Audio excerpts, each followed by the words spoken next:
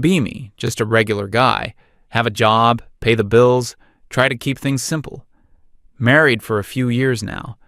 Thought things were pretty normal, you know? My wife, she's great in some ways, but she got really into online articles and social media stuff over the last couple of years. The kind of stuff that has a lot of buzzwords. Every other day there's a new concept I'm apparently guilty of without knowing it. I used to just laugh it off, try to be a good sport. It's easier to just agree and move on than to have a 3-hour debate over dinner. But one particular thing started to become a major theme. A hill she was apparently willing to die on. Manspreading. I'd never even heard the term before she brought it up. It started subtly. We'd be watching a movie on the couch. I'd be sitting there, comfortable after a long day at work. She would shift pointedly, making a little huffing sound. I'd ask what's wrong. She'd say, "Nothing." But in that tone that means it's definitely something. Then, one evening, she finally laid it all out. I came home, tossed my keys in the bowl, and plopped down on the sofa. I just wanted to watch some sports highlights and shut my brain off for an hour. She walked in, stood there with her arms crossed, holding her phone like it was a sacred tablet. She told me we needed to have a serious talk about the space I occupy. I had no idea what she was talking about. Did I need to clean the garage? No, she meant my physical presence. She said the way I was sitting was a classic example of patriarchal entitlement, that I was manspreading and subconsciously asserting my dominance in our shared space. I just looked at her, then at my legs.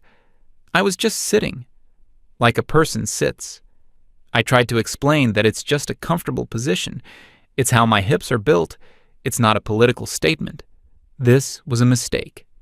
She launched into a full-blown lecture. It was all about the historical context of men taking up space and women being taught to make themselves smaller. She said my comfort was a product of societal programming. I was tired.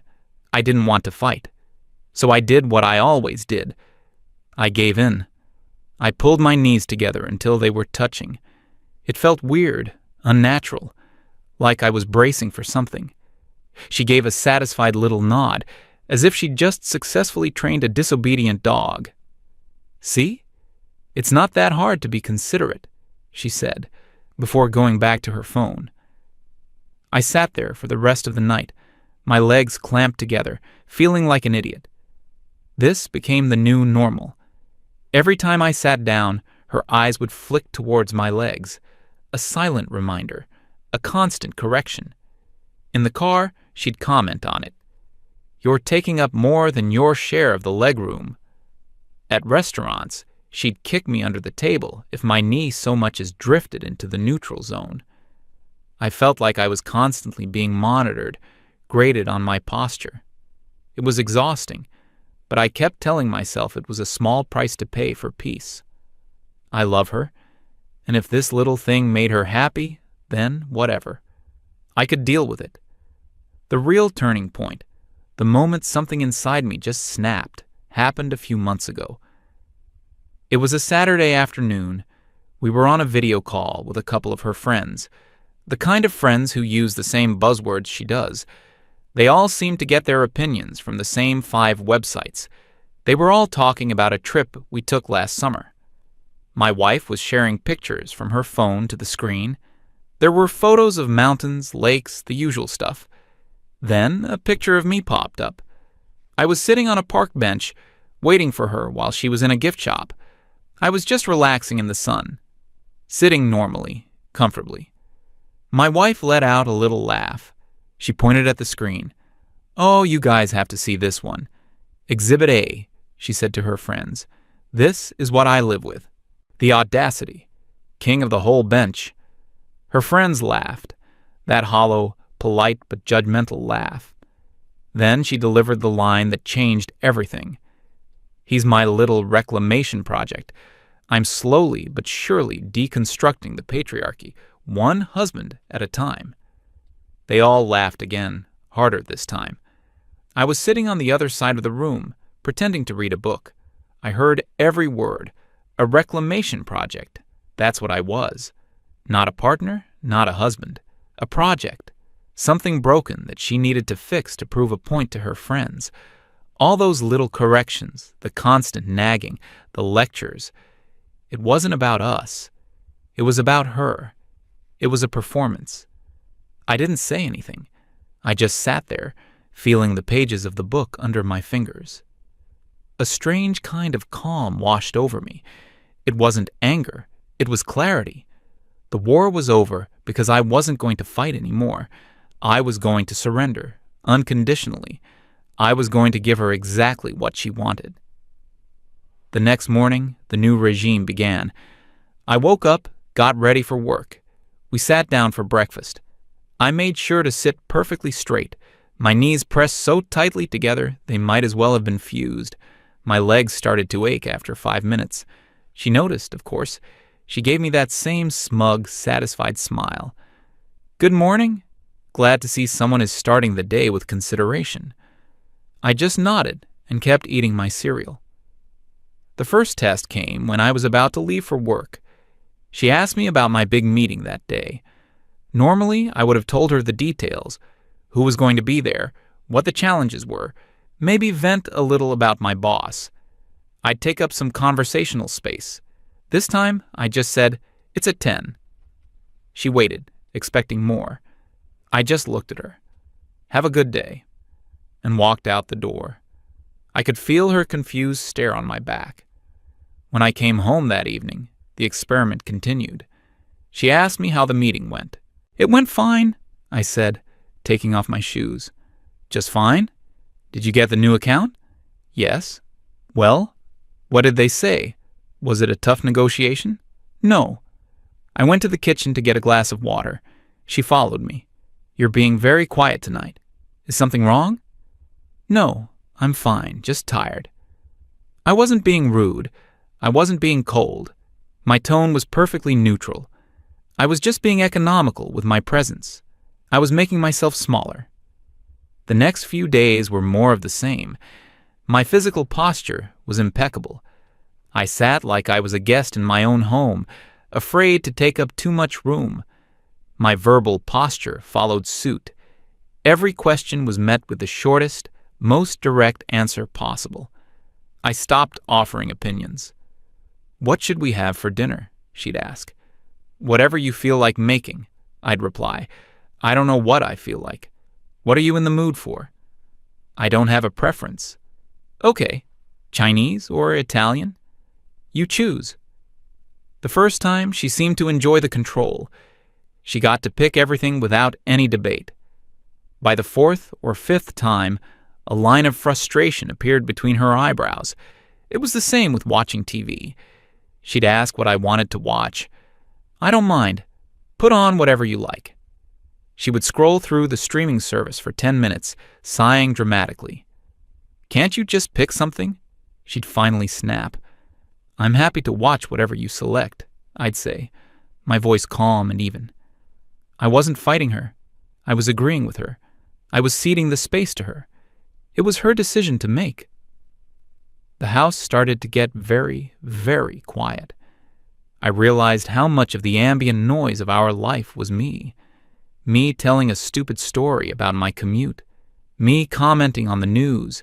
Me asking about her day, and then asking follow-up questions.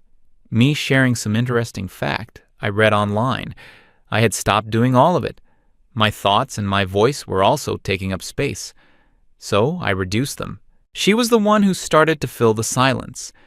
She would talk and talk, telling me about her work, about drama with her friends, about some infuriating article she read. I would sit there, my knees together, looking at her and nodding. I would make affirming noises. "I see. Okay. But I never offered advice. I never asked a probing question. I never shared a related experience of my own. I was a perfect, passive audience. After about a week of this, she really started to unravel. She was becoming agitated. The silence was getting to her. She needed engagement. She needed a reaction. She started trying to provoke me. One night she came home in a terrible mood. She started complaining about her boss, and then somehow the conversation turned to me. She said I never helped enough around the house. "I feel like I do all the emotional labor and the physical labor in this relationship," she said, her voice rising. Old me would have defended myself. I would have listed all the chores I did that week. We would have argued. New me just looked at her and said, "I understand. I will try to do more." Her face went blank. It was like she was a boxer throwing a punch and hitting nothing but air. She stumbled. "That's it? That's all you have to say?" "I heard you," I said. "You feel the division of labor is unfair. I will increase my share." I wasn't being sarcastic. My delivery was completely sincere. She just stared at me, her mouth slightly open. She didn't know what to do.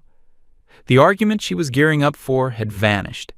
She just shook her head and walked out of the room. The dynamic in our home had fundamentally shifted. I was no longer a project to be fixed. I had been fixed. I was compliant.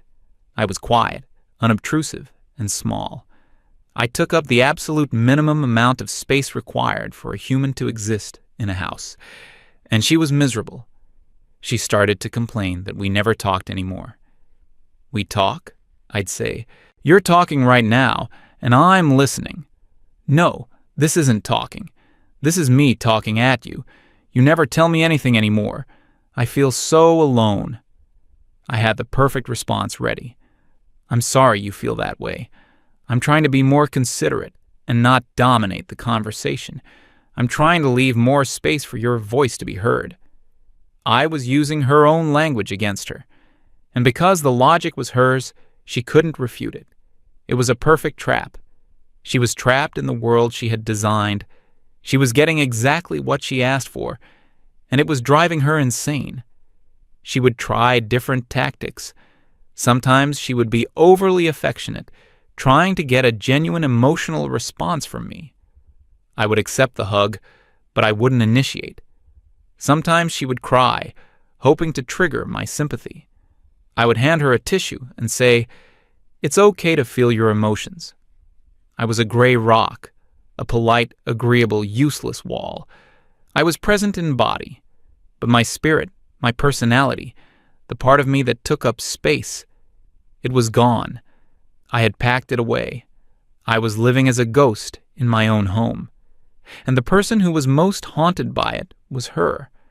The final act of this whole charade was set in motion when she decided to invite her sister and her husband over for dinner. This was her last desperate move. She thought that maybe in front of other people, I would be forced to act normal again. She thought social pressure would break me. "They're coming over Saturday night," she announced, "and I need you to be present. I need you to engage. Can you please, just for one night, be the man I married?" I looked at her with my calm, neutral expression. "Of course," I said. "I will be a gracious host." She had no idea what she was in for. She thought she was winning. She thought this was the end of my little game. But it was just the beginning of the grand finale. The day of the dinner arrived. I did my part. I helped clean the house, went to the grocery store, and prepped the vegetables. I was efficient, quiet, and helpful. A model domestic partner. My wife seemed to relax a little. She probably thought my phase was over. She put on a nice dress, did her makeup.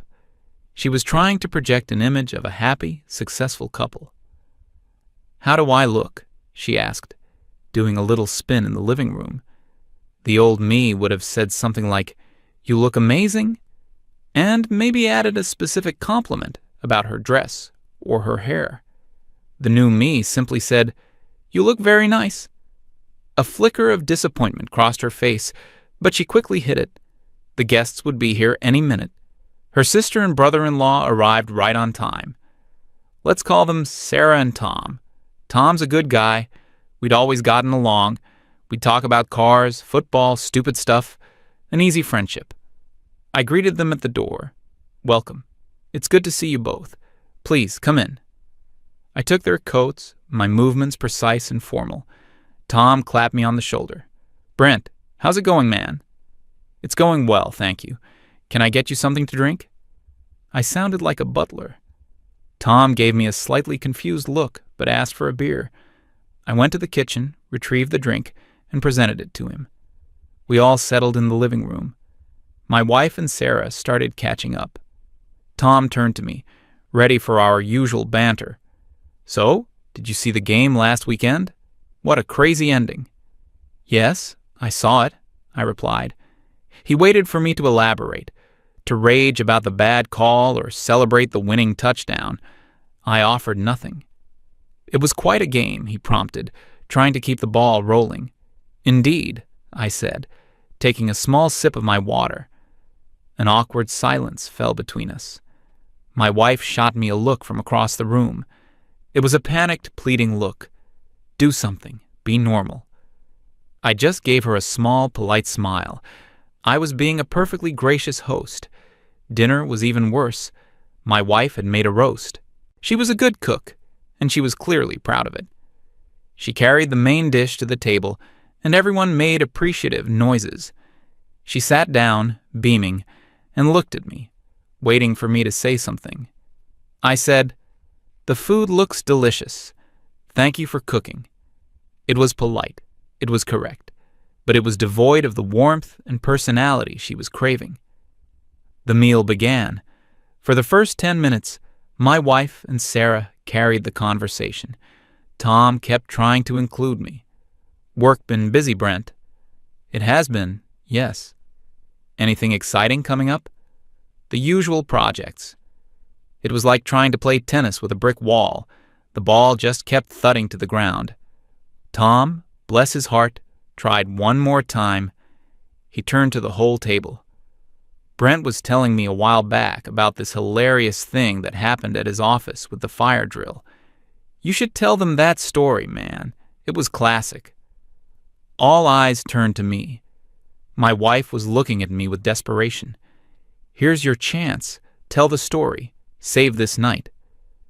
I calmly placed my fork and knife on my plate. I looked at Tom and said, I don't think I should. It takes up a lot of time and it's not that interesting. The silence that followed was deafening. You could have heard a pin drop. Tom just blinked. Sarah looked down at her plate. My wife's smile was frozen on her face, a brittle, cracking facade. She jumped in, laughing a high, nervous laugh. Oh, Brent, he's just being modest. What he means to say is... And then she proceeded to tell the story herself. But it wasn't her story. She got the details wrong. She missed the punchline. It was a disaster. The story landed with a pathetic thud. No one laughed. She looked at me, her eyes begging me to jump in, to save her. I just continued eating my roast. I had ceded that space to her. The story was hers to tell now. I wasn't going to interrupt. The rest of the dinner was agonizing. My wife talked nonstop, a frantic, high-energy monologue trying to fill the void I had created. I simply sat there, a black hole at the dinner table, absorbing all the light and energy in the room and giving nothing back. I was polite. I answered direct questions. I passed the salt. But I was not there. Sarah eventually put her hand on my wife's arm. Are you okay? You seem a little stressed. My wife almost burst into tears. They made their excuses shortly after dinner. It was a lovely meal, Sarah said, giving her sister a worried hug. We should do this again soon. It was a lie, and everyone knew it. Tom shook my hand at the door. He didn't even try to make conversation. He just gave me a long, searching look, then left. The moment the door clicked shut, the dam broke. My wife spun around, her face a mask of fury and humiliation. What was that? She screamed, her voice shaking. What in the world was that? I began calmly collecting the plates from the table. I don't know what you mean, I said. I was a gracious host. A gracious host? A gracious host? You were a robot. You were a zombie. You sat there and said nothing all night. You embarrassed me in front of my own sister. I carried the plates into the kitchen and set them by the sink. I turned to face her. My heart was beating steadily. I felt no anger, no fear, just a profound sense of finality. "I didn't embarrass you," I said, my voice perfectly level. "I did exactly what you've been asking me to do for months." She stared at me, her brow furrowed in confusion. "What are you talking about? I asked you to be normal." "No," I said. "You asked me to stop taking up so much space." I took a step closer. "You started with manspreading. You told me my physical presence was too large, too assertive, so I made myself smaller. I squeezed myself into the smallest possible physical form to make you comfortable." Her angry expression began to falter as she listened. "But I realized that wasn't enough," I continued. "My opinions also take up space, don't they? My stories, my thoughts, my jokes, they fill the air. They demand attention. They dominate the conversation." I gestured back towards the dining room. "So I stopped that, too." I made my voice smaller. "I gave you all the conversational space. I left it all for you. Tonight, you had all the room in the world to talk, to tell stories, to be the center of attention. I was just there to support you quietly." I paused, letting the words sink in. "I gave you exactly what you said you wanted. A man who takes up less space, a man who isn't so dominant, a man who is deconstructed." The realization dawned on her face. It was like watching the sun rise in reverse. The light drained away, replaced by a gray, horrified understanding. Her anger collapsed into a kind of sputtering disbelief. "So, this was all a game? You've been doing this on purpose? To punish me?" "It's not a punishment," I said, and this was the honest truth.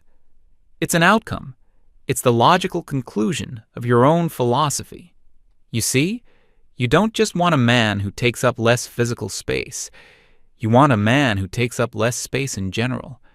You want someone who agrees with you, who doesn't challenge you, who quietly fits into the shape you've designed for him." I walked past her and stood in the doorway of the living room. "You called me your reclamation project. A project's purpose is to be completed. Well, project complete. Here I am, fixed." Tears were streaming down her face now. They weren't tears of remorse. They were tears of frustration, tears of a child who broke her favorite toy and doesn't know how to put it back together. "I hate this," she sobbed. "I hate you like this. I want you back. I want my husband back." I looked at her, and for the first time in weeks I felt a flicker of something. Not love, but a sad kind of pity. "You can't have him back," I said quietly, "because you're the one who sent him away. You wanted a partner who made himself smaller for you. The problem is, you can't respect a man you've made small. You don't actually want an equal partner. You want a rival to conquer, and once you've won, you get bored." I didn't wait for her to respond. I walked over to the couch. Our couch. I sat down. I spread my legs into the most comfortable position I could find. I took up space. I picked up the remote control and turned on the TV. The silence in the house was different now. It wasn't the tense, suffocating silence of the past few weeks. It was just empty.